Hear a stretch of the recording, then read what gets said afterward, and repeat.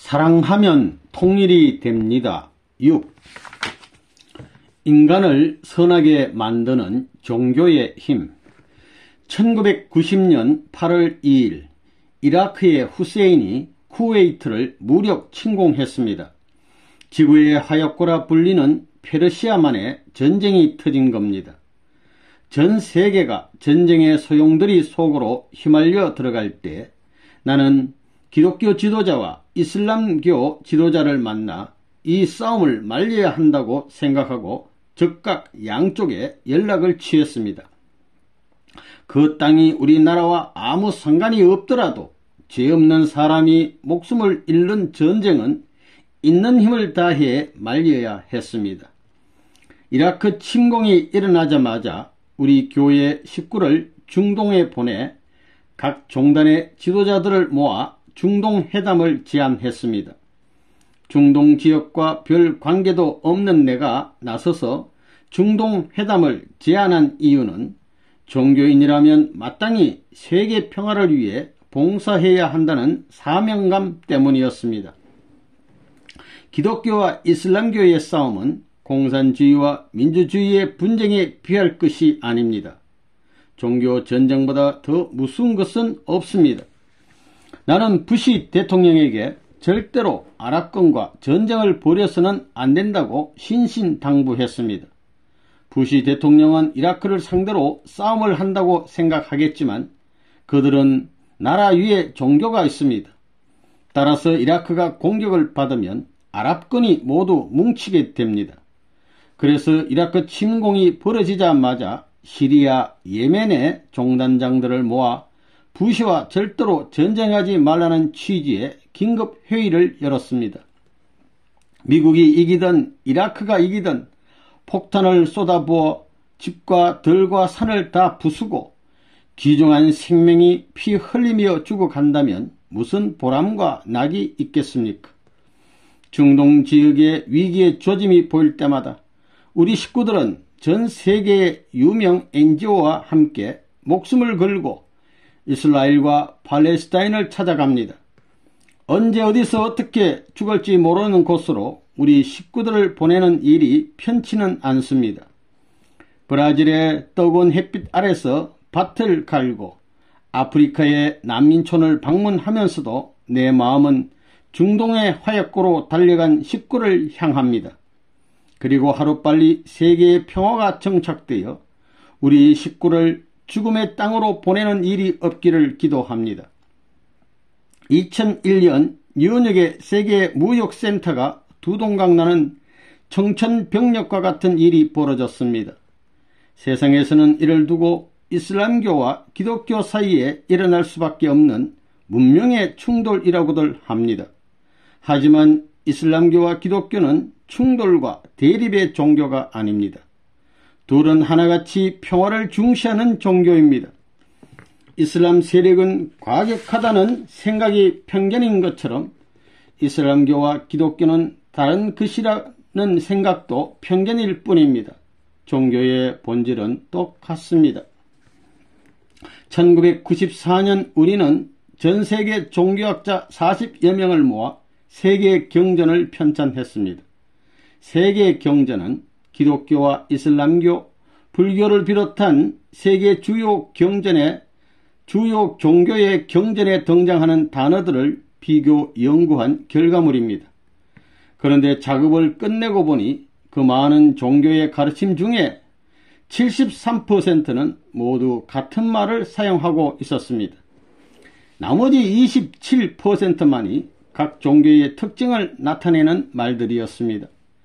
이것은 전 세계 종교의 73%는 동일한 가르침을 전하고 있다는 것을 의미합니다.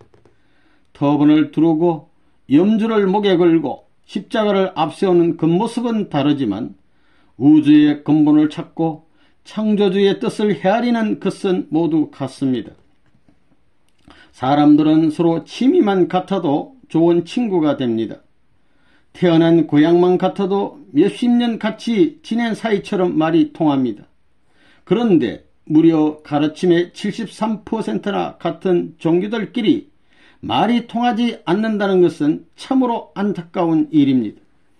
서로 통하는 것들을 이야기하며 손을 잡으면 될 일을 서로 다른 것만을 내세우며 비판하고 있습니다.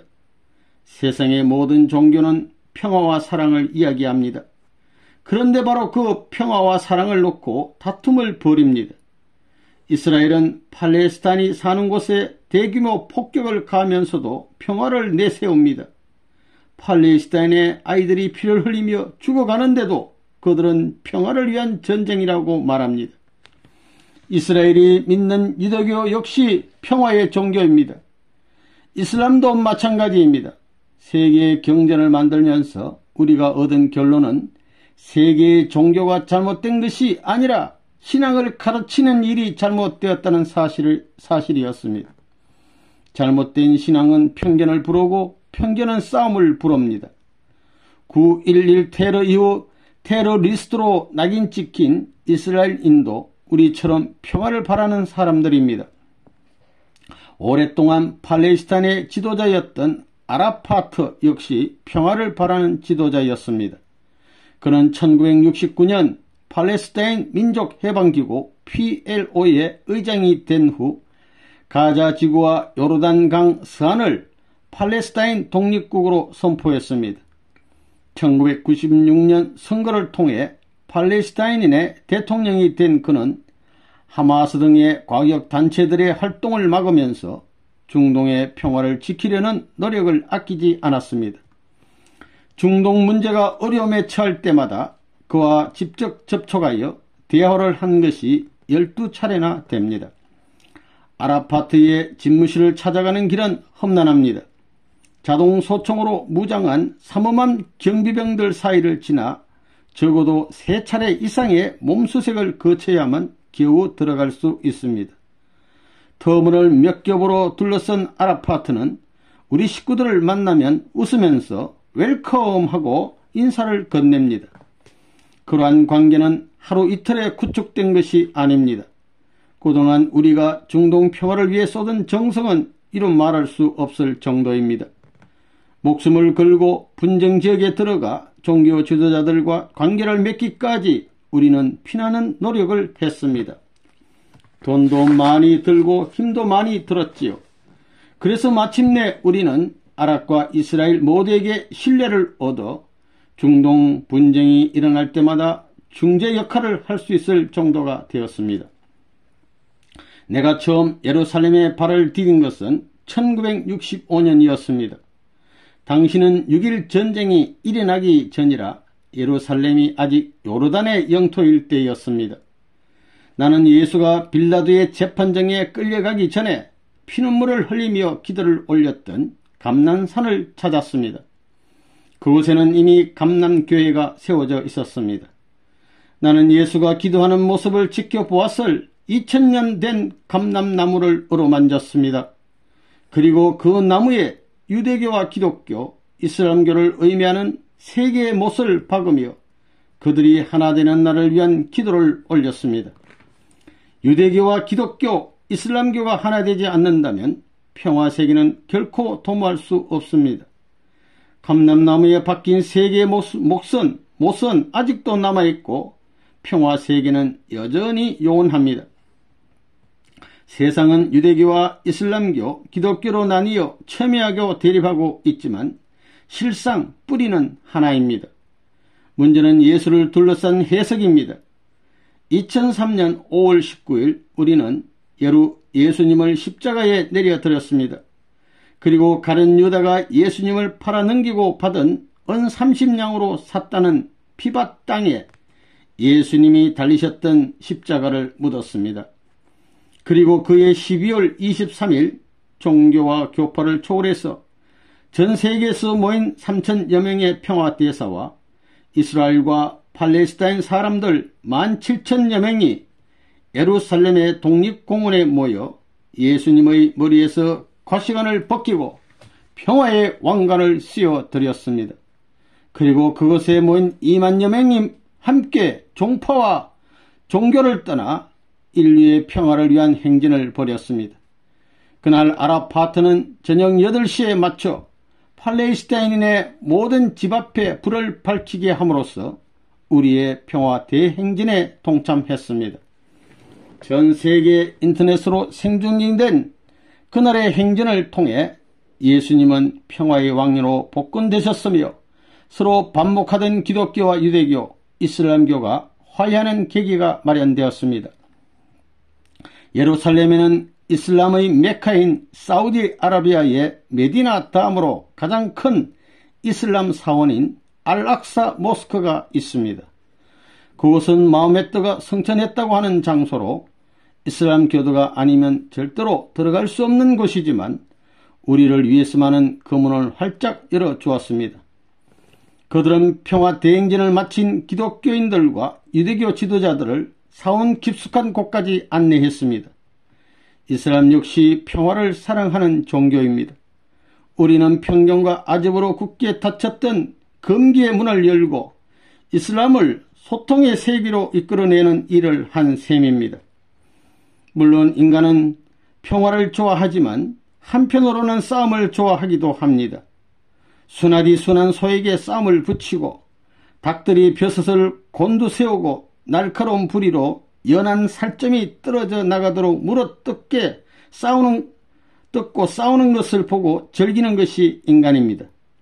그러면서 아이들에게는 싸우지 말고 사이좋게 놀거라라고 말합니다. 결국 전쟁을 일으키는 근본 원인은 종교나 인종이 아닌 사람의 심성입니다. 모든 것이 사람의 문제입니다. 현대인들은 모든 분쟁의 원인을 과학이나 경제 탓으로 돌리기를 좋아하지만 정작 근본적인 문제는 인간 자체에 있습니다. 인간을 선하게 만드는 것, 싸움을 좋아하는 인간의 악한 본성을 없애주는 것이 바로 종교입니다. 세계의 모든 종교를 돌아보십시오. 다들 평화로운 세계를 이상으로 합니다. 모두 하늘나라를 바라고 유토피아를 꿈꾸며 극락세계를 염원합니다. 부르는 이름은 서로 다르지만 인간이 꿈꾸고 바라는 세계는 모두 같습니다. 이 세상에 수많은 종교가 있고 그보다 몇 배나 더 많은 종파가 있지만 그들이 바라는 것은 하나입니다. 그들이 지향하는 목적지는 천국이며 평화의 세계입니다. 인종과 종교로 갈기갈기 찢긴 마음을 말끔히 치유하는 따뜻한 사랑의 나라입니다. 강물은 흘러드는 물줄기를 거부하지 않는다. 세상에 만연한 이기주의는 개인을 망칠 뿐 아니라 다른 사람과 민족의 발전까지도 발목을 잡습니다. 인간의 마음속에 있는 탐욕이 평화세계로 나아가는 길에 가장 큰 장애물이 되는 것입니다. 개인의 탐욕이 민족의 탐욕으로 번져나가고 탐욕으로 얼룩진 마음이 사람과 사람, 민족과 민족 사이에 분열과 분쟁을 일으킵니다. 역사상 수많은 사람들이 탐욕 때문에 일어난 분쟁으로 피를 흘리며 죽어갔습니다.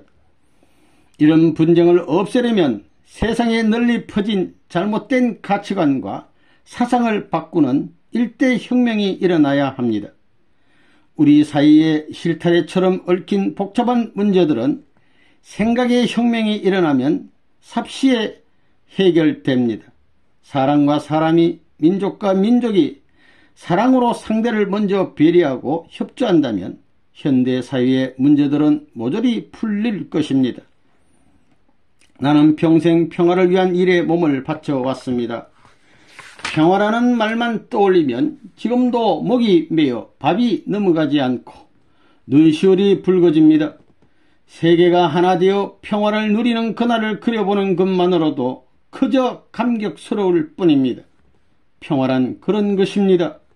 생각이 다르고 인종이 다르고 말이 다른 사람들을 하나로 연결하는 것입니다. 그런 세계를 그리워하고 바라는 마음입니다. 평화는 구체적인 행동이지 막연한 꿈이 아닙니다.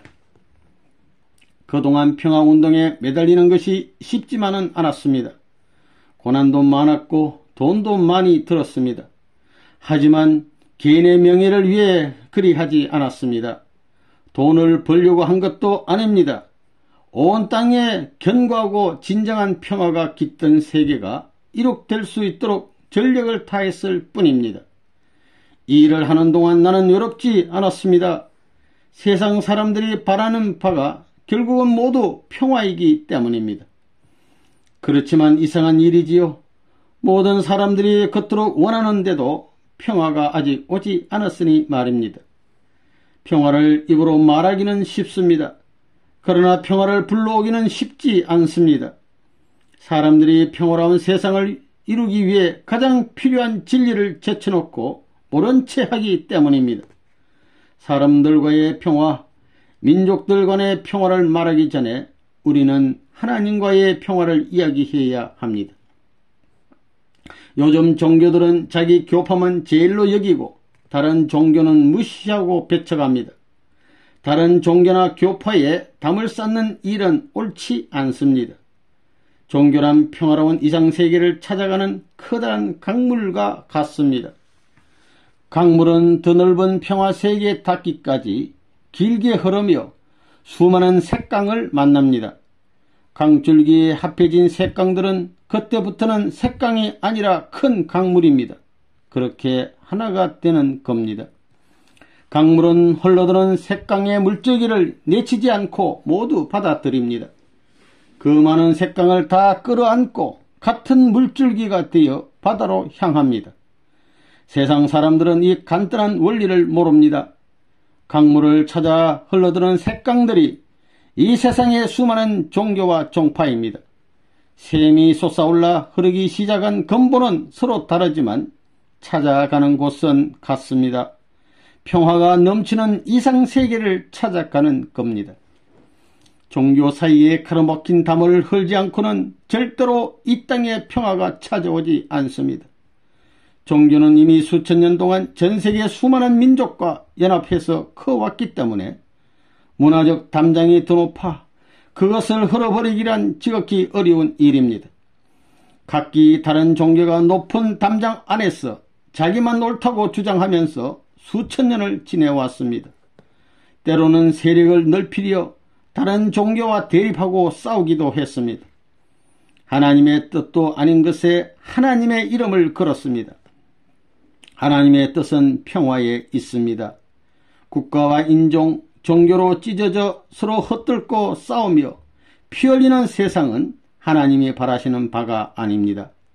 하나님의 이름을 놓고 피 흘리며 서로 싸우는 우리들은 그분을 고통스럽게 할 뿐입니다.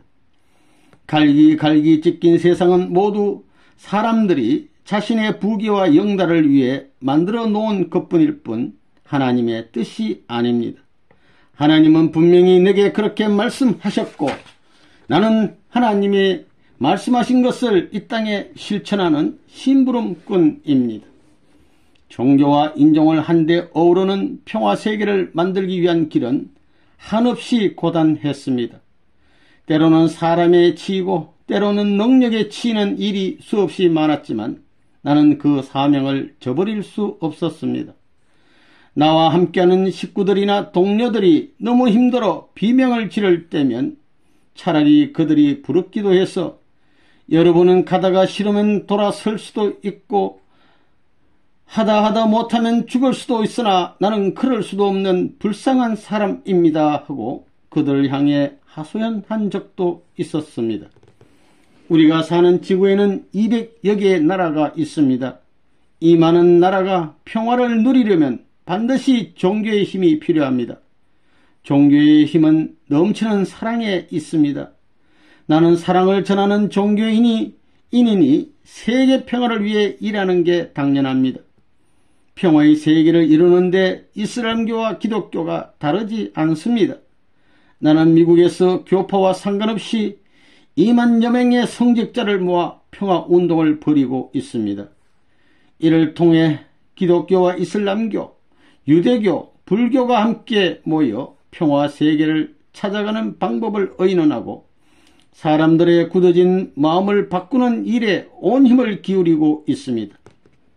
나의 목표는 어제도 오늘도 하나님을 중심으로 하나의 세계를 만드는 것입니다.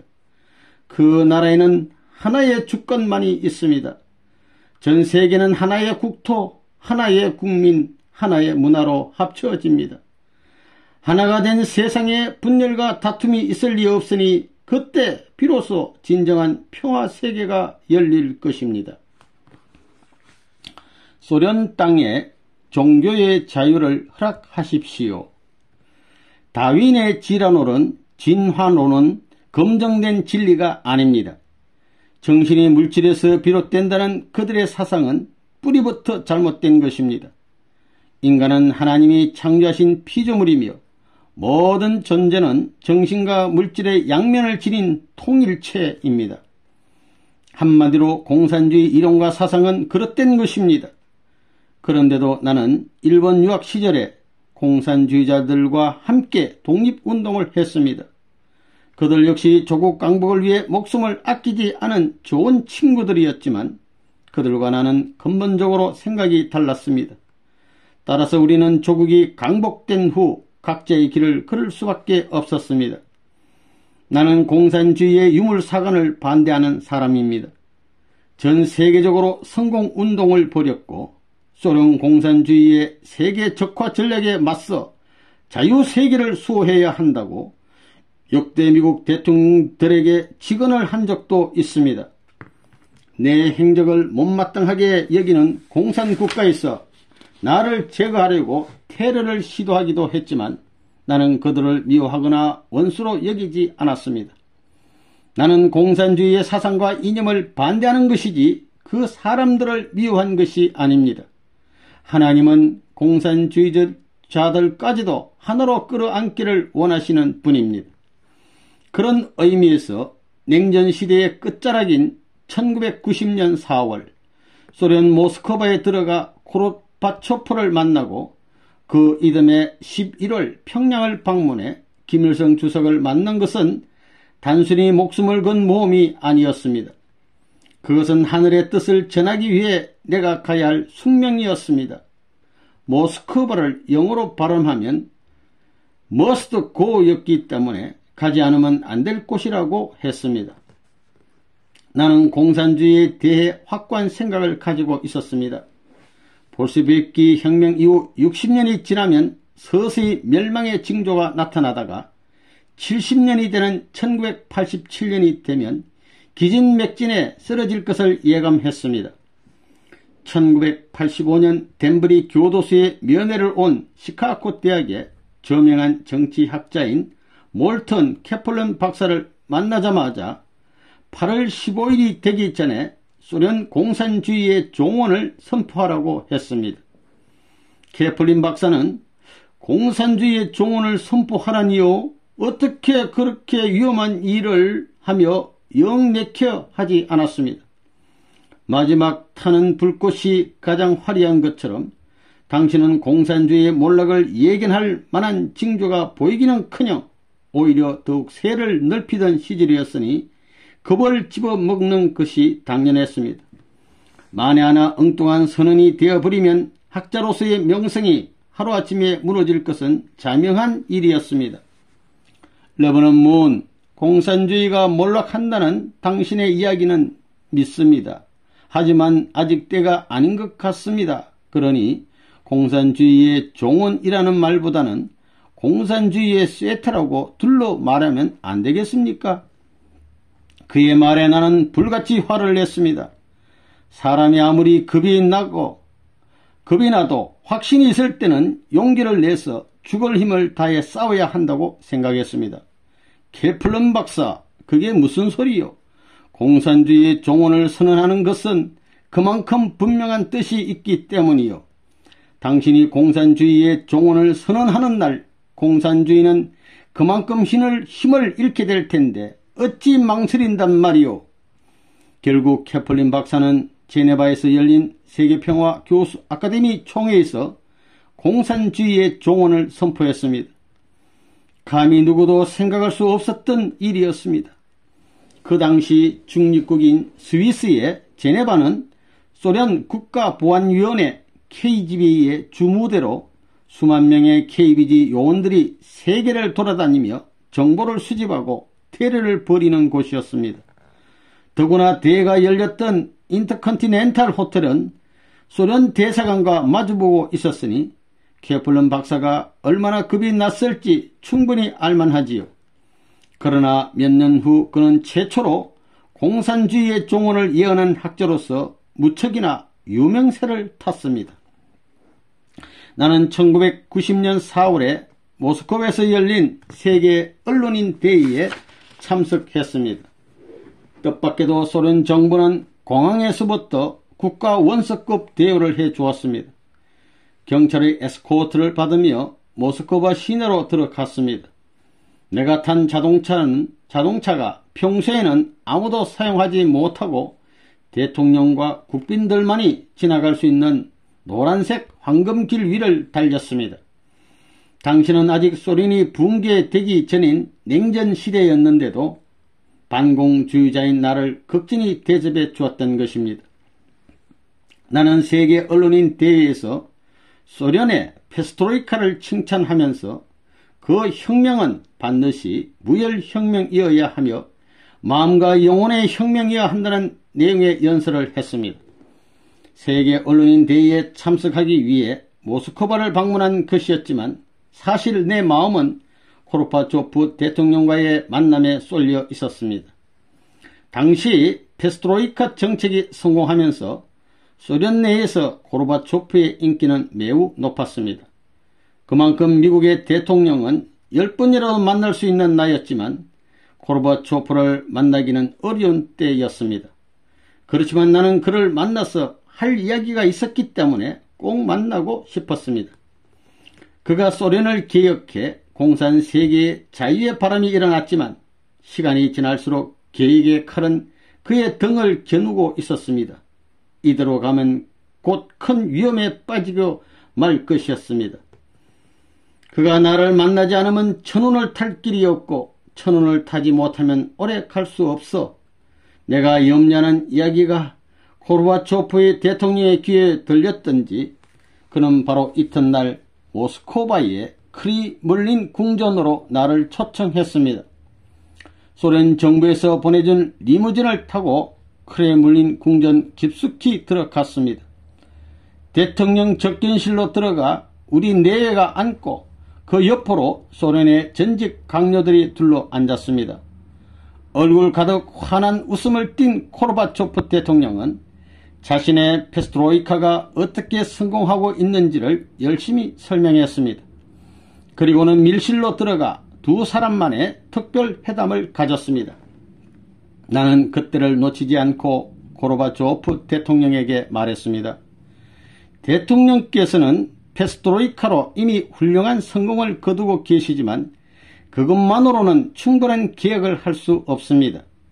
지금 당장 소련 땅에 종교의 자유를 허락하십시오. 하나님이 없이 물질 세계만을 개혁하려 한다면 페스트로이카는 반드시 실패합니다. 공산주의는 이제 곧 끝납니다. 이 나라의 종교의 자유를 불어넣는 것만이 나라를 구하는 길입니다. 이제는 러시아를 개방한 용기로 전 세계 평화를 위해 일하는 세계의 대통령이 되어야 할 때입니다. 종교의 자유라니 전혀 예상치 못했던 말이 튀어나오자 고르바초프 대통령은 적잖이 당황하며 얼굴을 굳혔습니다. 그렇지만 독일 통일을 허락한 사람답게 곧 굳어진 얼굴을 풀며 내 말을 진지하게 받아들였습니다. 나는 곧바로 한국과 소련은 이제 서로 국교를 맺어야 합니다. 그런 의미에서 대한민국의 노태우 대통령을 꼭 초청해 주십시오 하며 말을 이었습니다. 덧붙여 한국과 소련이 수교하면 어떤 점들이 좋은지도 일일이 설명해 주었습니다. 내 이야기를 모두 들은 후 고르바초프 대통령은 전혀 없이 확실한 의도로 약속을 했습니다. 한수 관계는 순조롭게 발전할 것으로 확신합니다. 나 역시 무엇보다도 한반도의 정치적인 안정과 긴장 완화가 필요하다고 생각합니다. 한국과의 수교는 시간 문제일 뿐 아무런 장애도 없습니다. 문 총재가 제안하신 대로 노 대통령도 곧 만나도록 하겠습니다. 그날 나는 고르바초프와 헤어지면서 내 손목 시계를 풀어 그의 손목에 쳐 주었습니다. 마치 옛 친구를 대하듯 서스럼 없는 내 태도에 당황하는 고르바초프를 향해 대통령께서 지금 추진하고 계시는 개혁 정책이 어려움에 봉착할 때마다 이 시계를 보면서 나와의 약속을 생각하면 하늘이 분명히 길을 열어주실 것입니다 라고 힘주어 말했습니다. 나와 약속한 대로 고르바초프 대통령은 그해 6월 샌프란시스코에서 노태우 대통령을 만나 한소 정상회담을 가졌습니다. 그리고 마침내 1990년 9월 30일 한국과 소련은 86년 만에 역사적인 국교를 맺었습니다.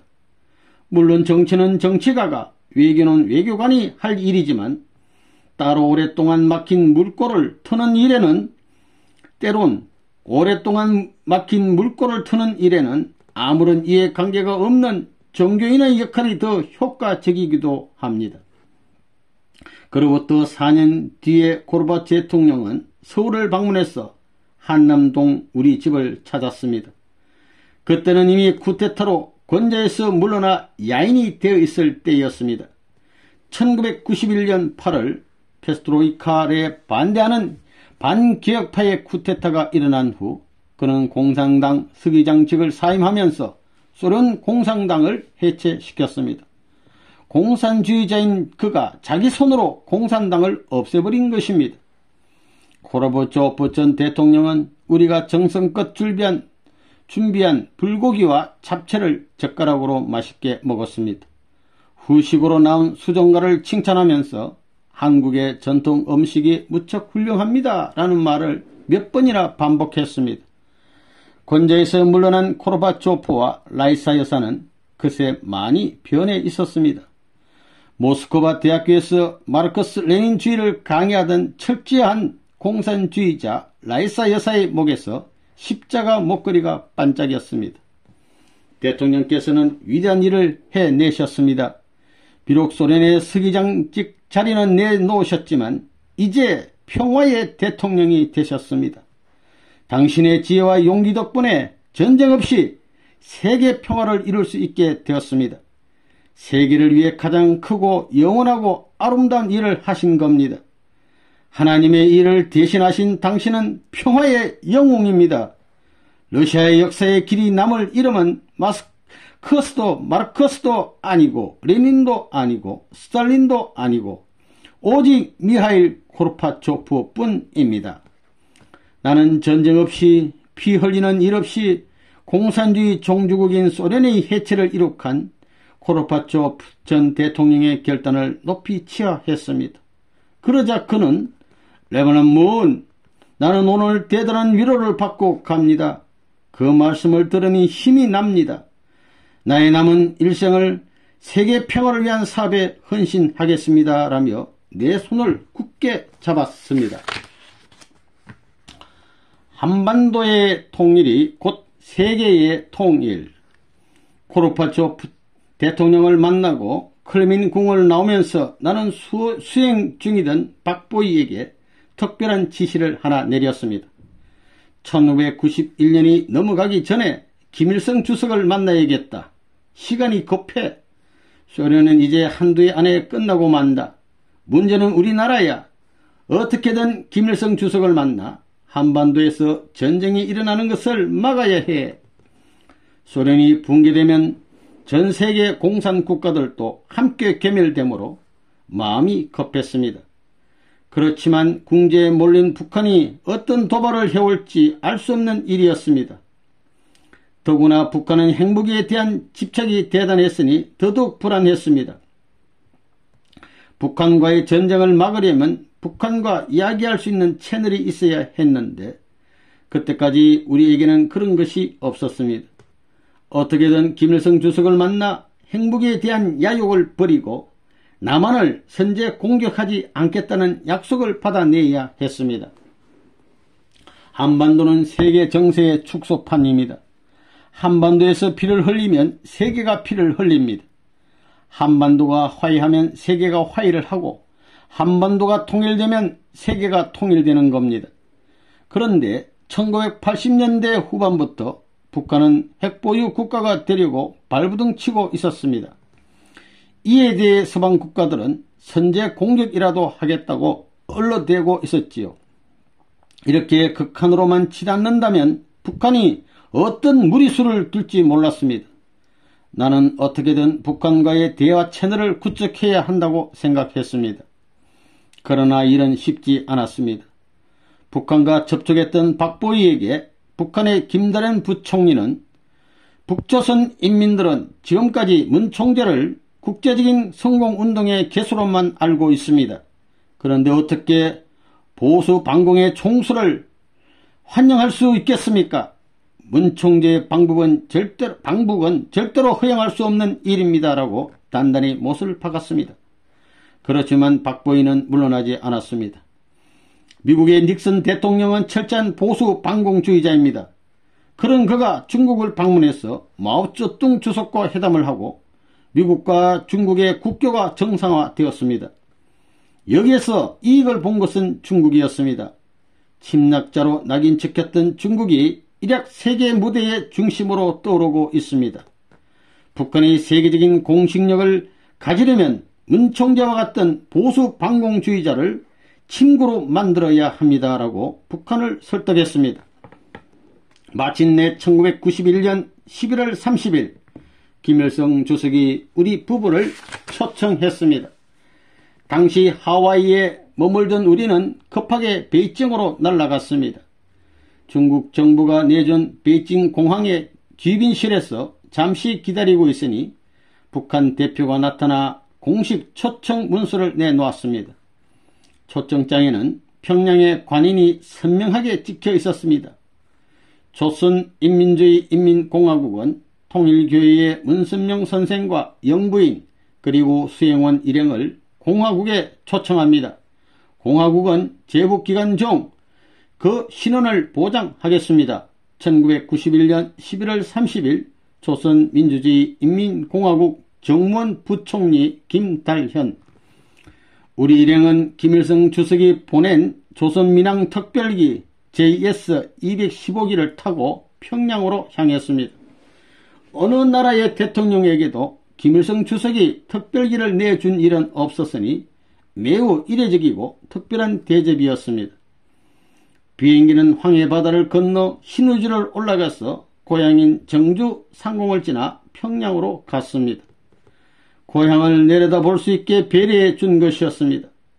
저녁 노을이 붉게 물든 고향을 내려보는 데는 내렸다 보는데 마음이 울렁거리고 폐부 깊숙한 곳이 저려왔습니다. 저게 정말 내 고향인가 싶어서 곧바로 뛰어내려 산으로 뛰어들고 싶었습니다. 평양 순안공항에는 48년 전에 헤어진 가족들이 나와 있었습니다. 꽃처럼 어여쁘던 여동생들이 초로의 할머니가 되어 내 손을 잡고 미간을 찌푸리며 울부짖었습니다.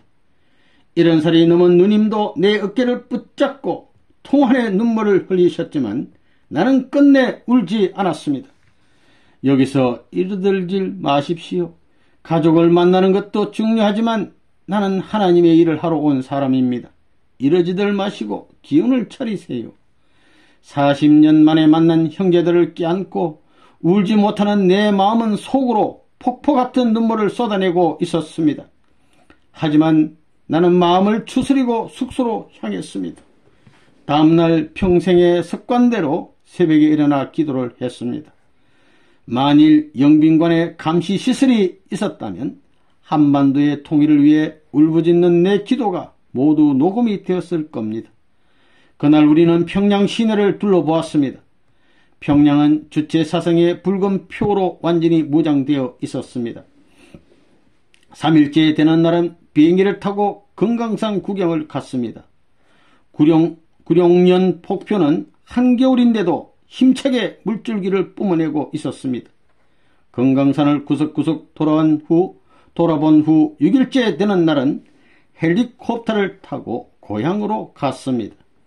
꿈속에서도 그리워 한 걸음에 내달리던 그 집이 바로 내 눈앞에 나타났습니다.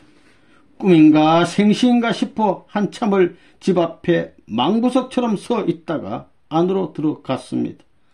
본래는 안채와 사랑채 그리고 창고와 축사가 서로 맞물린 사각형 집이었는데 다 없어지고 안채만 남아 있었습니다. 내가 태어난 안방으로 들어가 책상 다리를 하고 앉아 보았습니다. 어릴 적 기억들이 어제 일처럼 선명하게 떠올랐습니다. 안방과 부엌으로 통하는 작은 문을 열고 뒷뜰을 내다보며 예전에 내가 타고 놀던 밤나무는 이미 베어지고 없었습니다.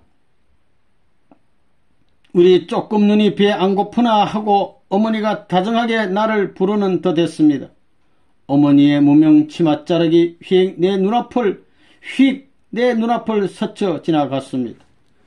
고향에서 부모님의 묘수를 찾아 꽃을 바쳤습니다. 흥남 감옥으로 나를 찾아오셔서 피눈물을 흘리시던 어머니의 모습이 내가 본 그분의 마지막 모습입니다. 어머니의 무덤 위에 감방에 내린 눈이 살포시 덮여 있었습니다. 나는 흰눈을 손바닥으로 쓸어내리고 어머니의 묘에 자란 떼장을 한참이나 쓰다듬었습니다.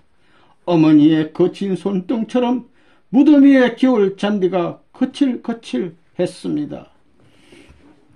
김일성 주석과의 만남. 내가 본래 북한에 가려고 한 이유는 고향에 가고 싶어서도 아니고 금강산을 구경하고 싶어서도 아닙니다. 김일성 주석을 만나 조국의 장례를 놓고 단판을 지으러 간 것입니다. 그런데 엿새가 지나도록 김일성 주석을 만나게 해준다는 아무런 언질도 없었습니다. 그런데 고향을 둘러본 뒤 헬기를 타고 순안공항으로 돌아오자 예고도 없이 김다련 부총리가 마중을 나와 있었습니다. 내일 위대한 수령 김일성 동지께서 문 총재님을 영접하시겠다고 합니다.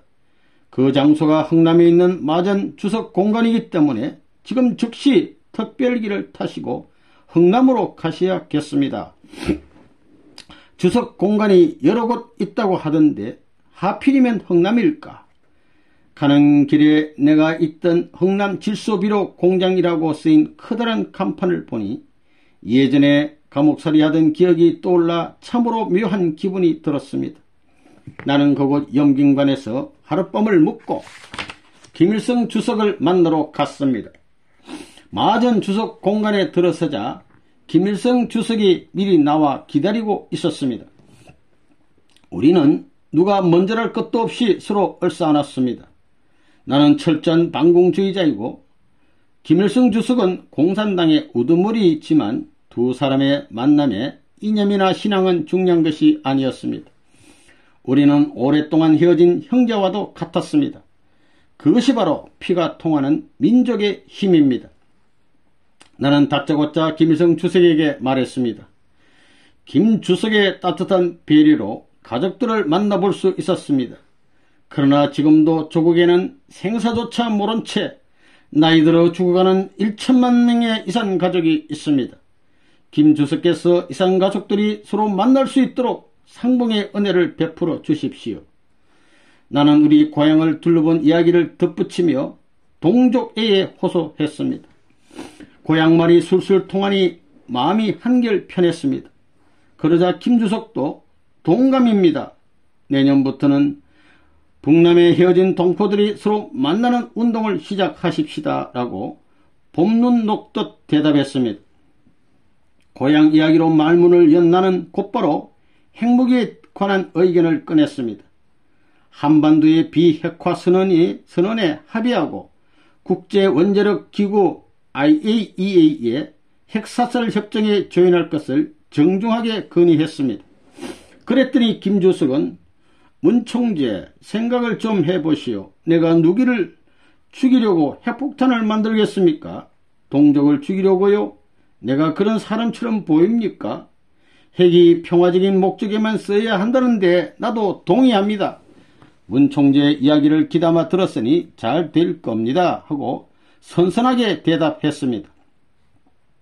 당신은 북한의 핵사찰 문제로 인해 남북 관계가 좋지 않아 매우 조심스럽게 제안한 것이었는데 혼쾌한 대답에 그 자리에 있던 모든 사람이 크게 놀랄 정도였습니다. 말이 잘 통한 우리는 식당으로 자리를 옮겨 이런 정심을 먹었습니다.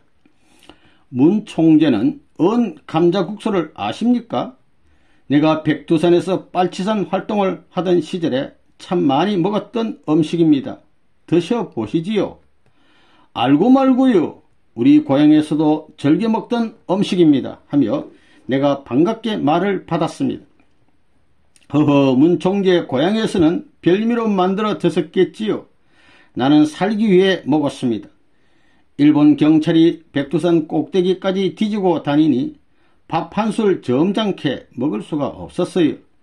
백두산 꼭대기에 감자 빼고 먹을 것이 뭐 있습니까? 감자를 끓여 먹으려다가 일본 경찰이 쫓아오면 감자를 땅속에 묻어놓고 달아났지요. 한참 지나 그곳에 돌아와 보면 어찌나 추운지 감자가 땅속에서도 꽁꽁 얼어버렸어요. 할 수 없어 언 감자를 꺼내서 녹인 다음에 가루를 내어 국수를 만들어 먹었습니다. 주성님께서는 언 감자국수 전문가십니다.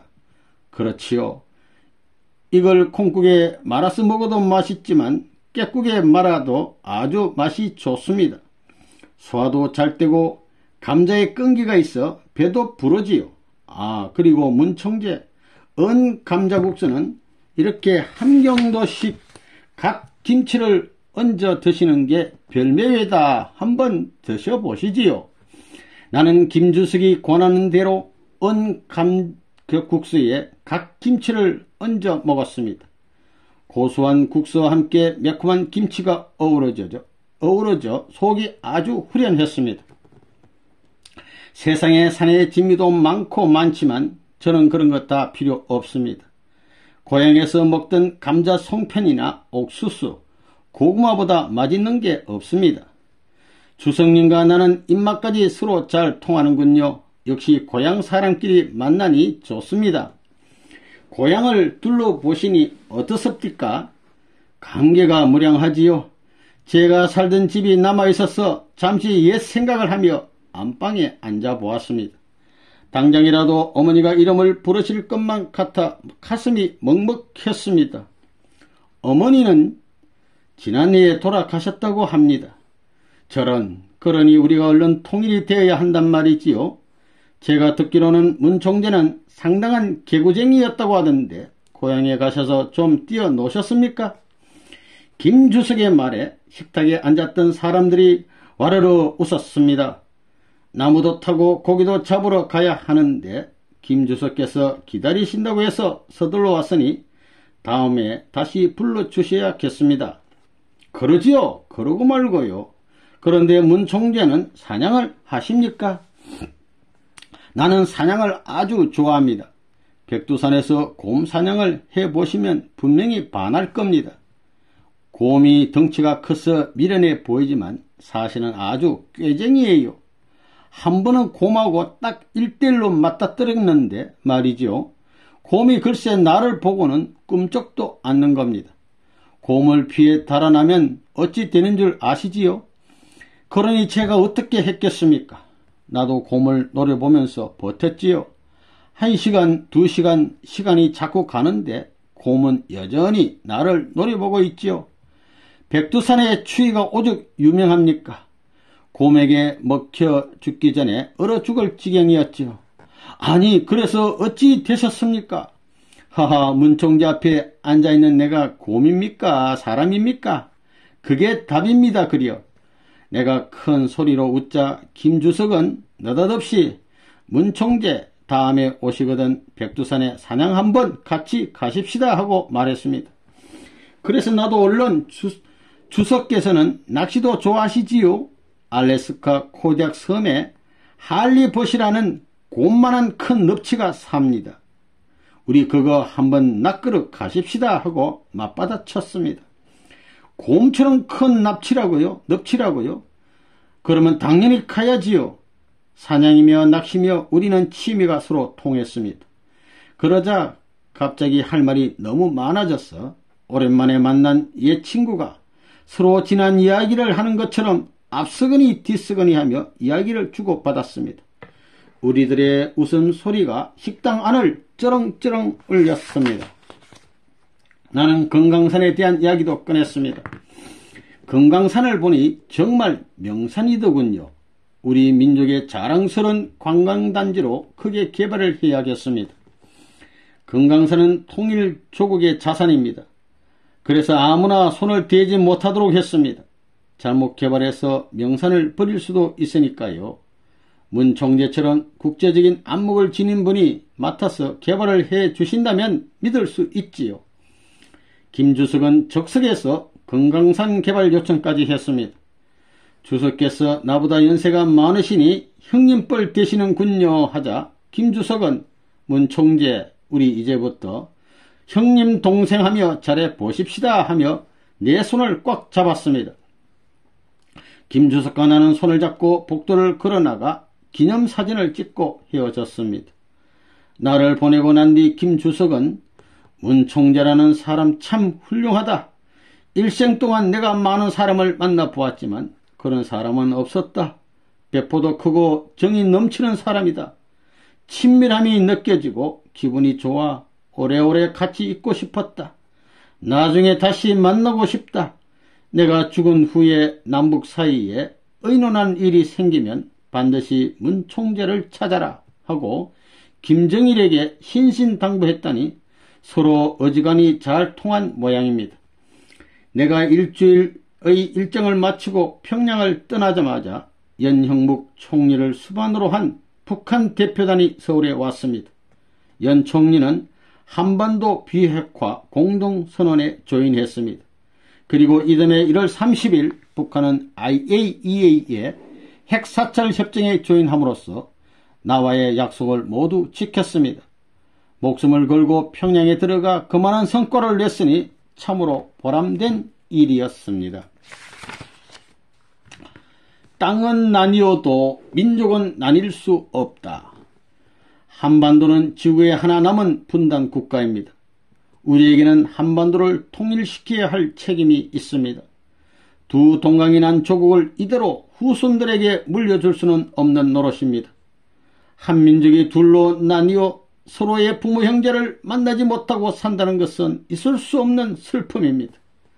남북을 나누는 38선이나 휴전선은 사람이 그은 것입니다. 땅은 그렇게 나눌 수 있지만 민족은 나뉠 수 없습니다.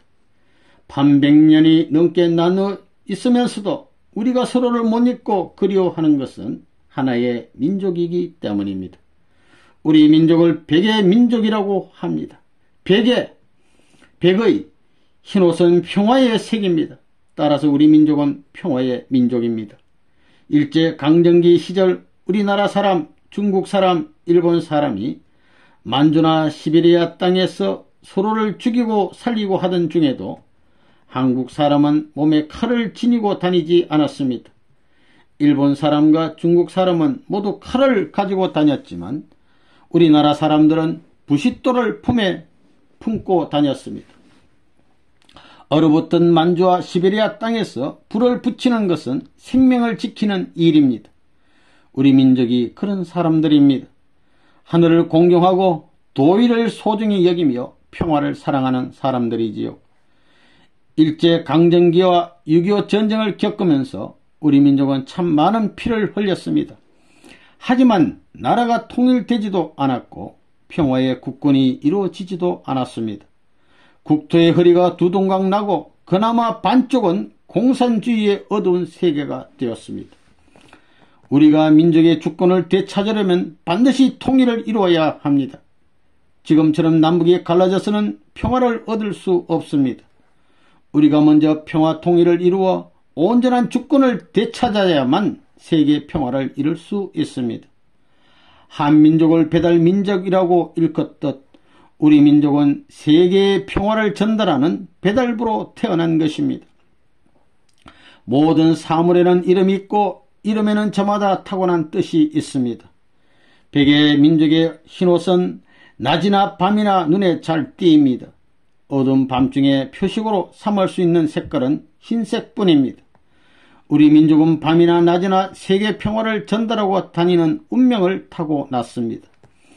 남과 북 사이에는 휴전선이 가려놓여 있지만 그것은 큰 문제가 아닙니다.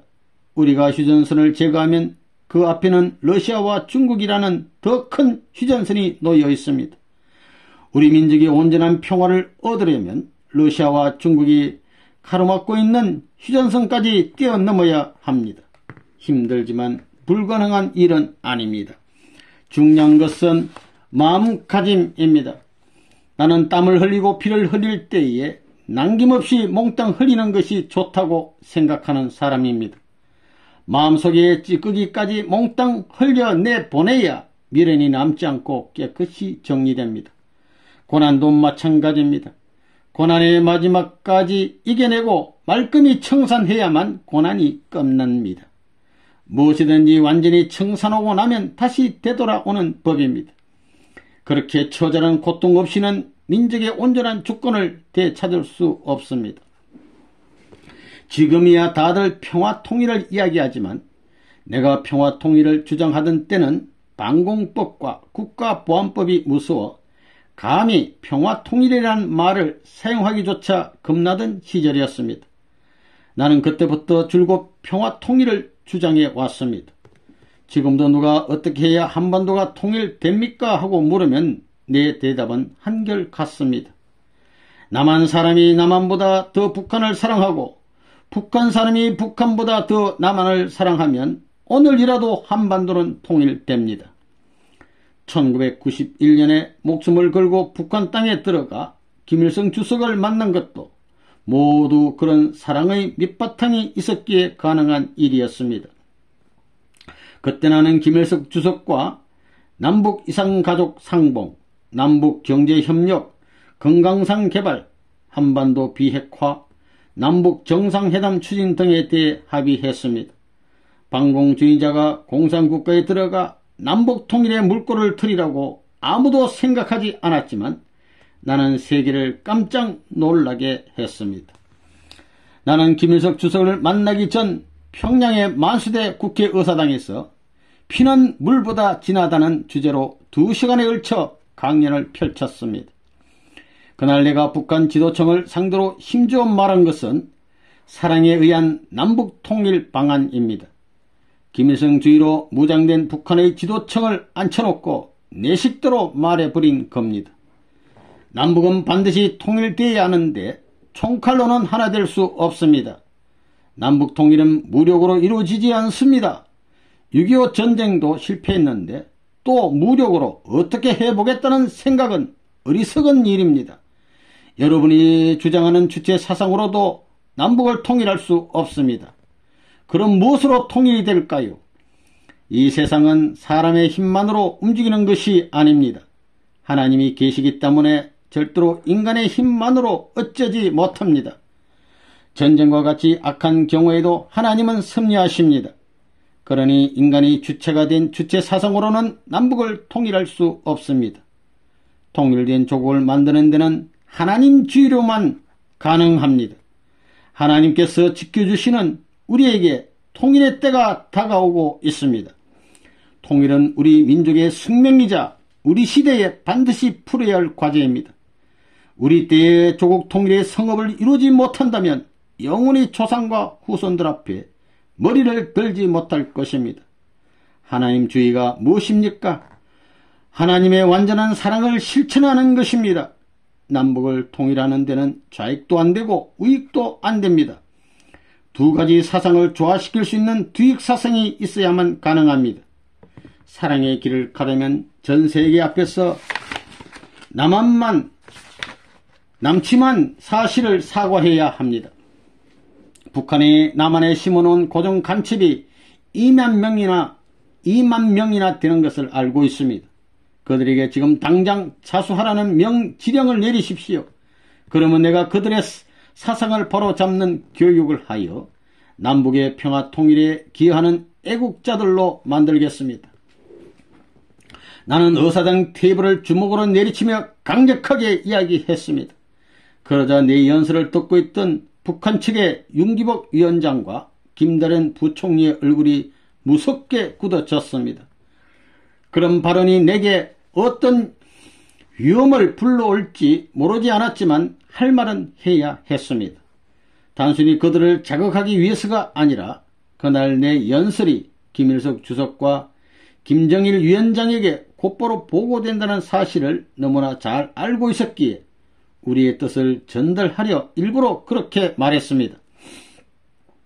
연설이 끝나자마자 수행원들의 얼굴이 파랗게 질렸습니다. 북한 사람들 중 몇몇은 어떻게 그런 소리를 함부로 할 수 있느냐고 정색을 하며 항의하기도 했습니다. 연설 내용이 너무 강해서 저들 분위기가 별로 좋지 않습니다 하며 식구들이 걱정을 했습니다. 하지만 나는 단호히 말했습니다. 내가 여기를 왜 왔는가? 북한 땅을 구경하러 온 것이 아니다. 여기 와서 할 말을 안 하고 가면 천벌을 받는다. 설령 오늘 연설이 빌미가 되어 김 주석을 만나지 못하고 쫓겨난다 해도 할 말은 해야 한다. 그 후 1994년 7월 8일 갑자기 김일성 주석이 사망했습니다. 당시 남북관계는 최악의 국면이었습니다. 한국 땅에 패트리어트 미사일이 배치되고 미국에서는 영변의 핵시설을 파괴시키라는 강령파가 득세하면서 금세라도 전쟁이 일어날 듯한 상황이 급박했습니다. 북한은 일체의 외국 조문을 받지 않겠다고 했지만 나는 형제의 의를 맺었던 김 주석의 죽음을 애도하는 것이 마땅하다 생각했습니다. 나는 박보일을 불렀습니다. 지금 바로 조문사절로 북한으로 가라. 지금 북한은 아무도 들어갈 수 없는 상황입니다. 힘든 것은 안다. 하지만 무조건 들어가야 해. 압록강을 헤엄쳐 건너서라도 반드시 들어가서 조문하고 와. 박보일은 베이징으로 건너가서 목숨을 걸고 북한과 연락을 취했습니다. 그런데 김정일 위원장이 문 총재의 조문사절은 예외로 하여 평양에 모시도록 하라고 지시를 내렸습니다. 평양에 들어가 조문을 마친 박보일을 만난 김정일은 부친께서 문 총재님이 조국 통일을 위해 애쓰고 계신다고 늘 말씀하셨습니다. 잘 오셨습니다 하고 정중하게 인사했습니다. 1994년 한반도는 언제 어디서 뻥 하고 터질지 모르는 위기 상황이었습니다. 바로 그때 김 주석과 맺은 인연 덕분에 한반도의 핵 위기를 무사히 넘겼다는 것을 생각하면 그때 조문은 단순한 예절에 거친 것이 아니었습니다. 내가 김 주석과의 만남을 소상하게 소개하는 것은 사람과 사람 사이의 신의에 대해 이야기하기 위해서입니다. 나는 조국의 평화 통일을 위해 그를 만났습니다. 그리고 민족의 운명을 생각하는 내 신의가 통한 덕에 그의 사후의 아들인 김정일 위원장도 우리가 보낸 조문사절을 받아들인 것입니다. 진실한 마음으로 사랑을 나누면 넘지 못할 벽이 없고 이루지 못할 꿈이 없습니다. 나는 북한을 내 고향, 내 형제 집으로 여기고 찾아갔습니다.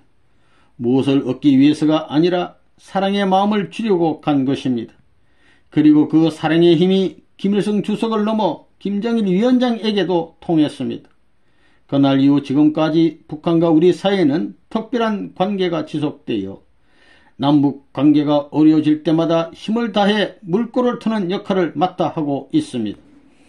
모든 것은 김일성 주석과 만나 진실한 마음을 통하며 신뢰를 쌓은 것이 그 뿌리입니다. 신뢰는 그렇게나 중요합니다.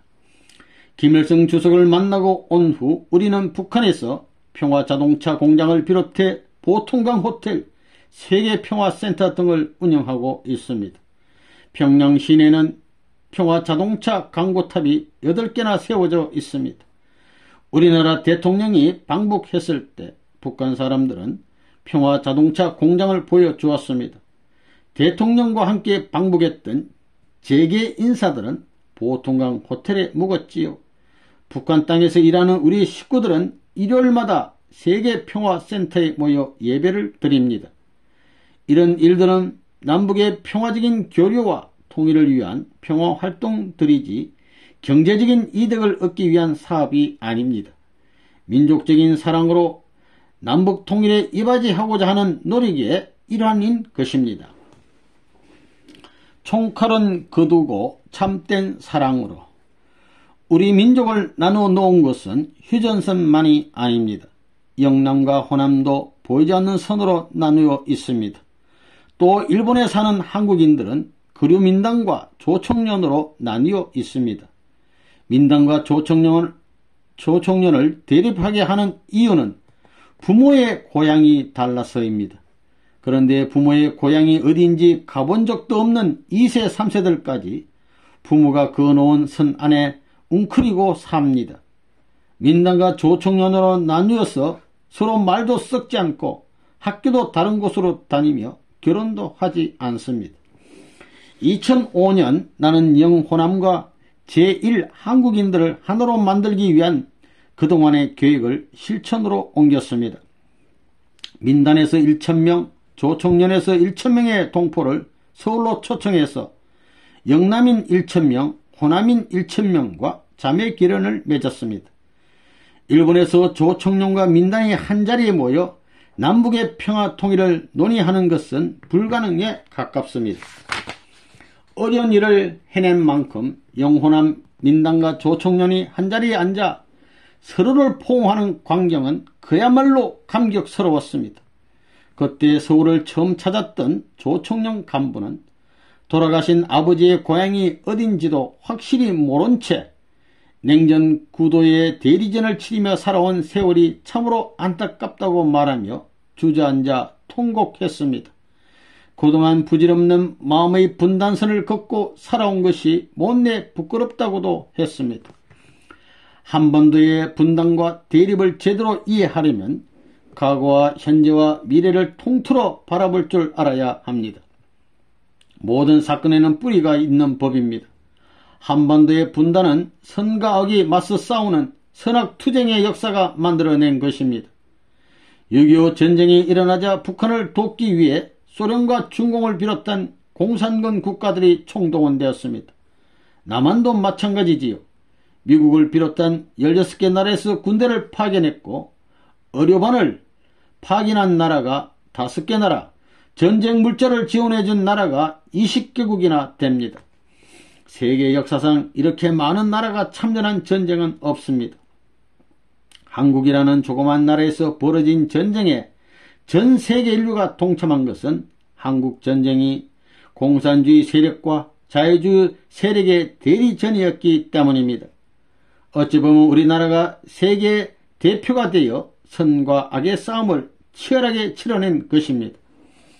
워싱턴 타임스를 창간한 지 10년째 되던 1992년 알렉산더 헤이거 미국 국무장관이 기념식에 참석해서 축사를 하던 중 뜻밖의 이야기를 했습니다. 저는 한국전쟁 참전 용사입니다. 지휘관이었던 저는 흥남 공격을 맡아 목숨을 걸고 맹공격을 펼쳤습니다. 문 총재께서 공산당에게 잡혀 흥남 감옥에 계시다가 그날의 공격으로 해병되셨다는 말씀을 듣고 감회가 남달랐습니다. 아마도 문 총재님을 구하려고 제가 그곳에 갔던 모양입니다. 이제는 반대로 문 총재님께서 미국을 구하려고 이곳에 와 계십니다. 워싱턴 타임스는 좌파 언론이 여론을 주도하는 워싱턴에서 균형 잡힌 역사관을 갖고 앞으로 나아갈 방향을 일러주어 미국인의 생명을 구하는 신문입니다. 이번에도 확인했듯 역사에는 우연이란 존재하지 않는 것입니다. 한때 우리나라 사회에서는 6.25 전쟁 당시 유엔군을 총지휘했던 메가드 장군의 동상을 철거하자는 주장이 있었습니다. 만일 유엔군이 참전하지 않았다면 남북이 지금처럼 분단되지 않았을 것이라는 것이 요지였지요. 나는 그 이야기를 듣고 참으로 놀랐습니다. 그런 주장은 북한 공산당의 입장에서만 할 수 있는 겁니다. 이렇게 세계적인 희생을 치렀는데도 아직 한반도의 통일은 오지 않았습니다. 그날이 언제 올지는 모르지만 우리가 이미 통일을 향해 힘찬 발걸음을 내딛고 있다는 사실만은 분명합니다. 통일로 향해 가는 길목엔 장벽이 너무 많습니다. 첩첩이 막힌 장벽을 하나하나 허물며 나아가야 합니다. 시간이 오래 걸리고 힘이 들어도 압록강을 헤엄쳐서 건너가는 정신으로 참고 견디면 통일은 반드시 옵니다. 동유럽 국가들 가운데 가장 마지막까지 버티던 루마니아의 공산정권이 1989년 말 6월 민중봉기에 의해 무너졌습니다. 정권이 붕괴되자마자 24년 동안 루마니아를 통치했던 니콜라이 차우세스크는 그의 아내와 함께 처형되었지요. 그는 자신의 정책에 반대하는 사람들을 무참하게 학살하는 잔인한 독재자였습니다. 어느 나라든지 독재가 점점 더 강화되는 이유 중 하나는 정권을 잃을 경우 생명까지 위태로울 수 있다는 공포심 때문입니다. 어떤 경우에도 자신의 목숨을 보존할 수 있다는 확신만 있다면 그렇게까지 막다른 길로 치닫지 않을 것입니다. 우리나라도 머지않은 미래에 어떤 방식으로든지 통일을 이룰 것입니다. 따라서 정치인들은 정치인들대로, 경제인은 경제인들대로 통일 한국을 대비한 여러가지 준비를 해야 합니다. 나 역시 종교인으로서 북한 사람들을 사랑으로 끌어안고 함께 평화를 나눌 수 있는 통일 한국을 맞이하기 위한 준비를 게을리하지 않습니다. 나는 독일의 통일에 대해 오랫동안 연구해 왔습니다. 총 한 방 쏘지 않고 피 한 방울 흘리지 않으면서 통일할 수 있었던 이유에 대해 당시 통일을 주도했던 사람들의 경험을 들으며 우리에게 적합한 방법을 찾습니다. 그 결과 독일이 통일을 할 수 있었던 데에는 동독의 권력자들에게 통일이 되더라도 생명이 위험하지 않다라는 믿음을 심어준 것이 주요했다는 사실을 알았습니다. 목숨이 보장되지 않았다면 동독의 통치자들이 그렇게 쉽게 통일의 문을 열어주지 않았을 겁니다. 마찬가지로 나는 북한의 통치자들에게 그러한 믿음을 주어야 한다고 생각했습니다. 얼마 전 일본에서 출판된 북한을 소재로 한 소설에는 차우세스크가 처형당하는 비디오를 수십 번 돌려보며 우리가 정권을 잃으면 저렇게 된다, 절대로 정권을 잃어서는 안 된다고 절규하는 북한 통치자들의 모습이 등장합니다. 물론 일본 소설가의 상상이지만 그들의 현실적인 고민에 귀를 기울이고 그것을 해결해 주어야 통일이 빨리 옵니다. 한반도의 평화세계를 구축하는 것은 의외로 간단합니다. 남한이 북한을 완전히 위할 때 북한은 싸움을 걸지 않고 한반도에는 저절로 평화가 찾아옵니다. 불효자식을 감동시킬 수 있는 힘은 주먹도 아니고 권력도 아닌 가슴에서 우러나는 사랑의 힘입니다. 북한에 쌀을 주고 비료를 주는 것보다 사랑을 주는 것이 중요합니다. 사랑하는 마음으로 진정을 다해 북한을 생각하고 위할 때만 북한도 마음을 연다는 사실을 잊지 말아야 합니다.